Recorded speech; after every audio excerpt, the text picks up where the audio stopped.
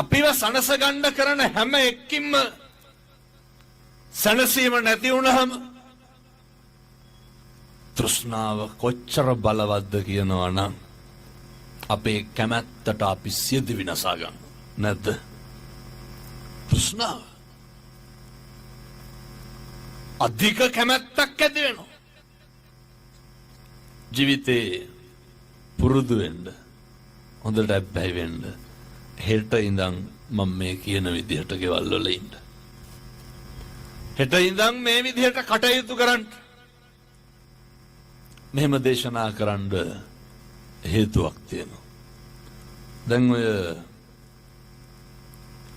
මේ අම්මලා තාත්තලා හිතාගෙන ඉන්නේ ලබනාත්මේ කවුරු වෙලා උපදී කියලාද? එහෙම සැකයක්වත් නැද්ද? ඇත්තොගත් කටටම කියයි හාමුදුරුවනේ එහෙම නරක තැනක නම් උපදින්න හේතුවක් නැහැ, අපෙන් කාටවත් වැරද්දක් නම් වෙලා නැහැ කියලා. ජීවිතේ වැඩිපුරම වැරදි වෙන්නේ අනුන්ටද අපිටද? අපෙන් වැරදි වෙන්නේ කාටද? අනුන්ටද අපිටද?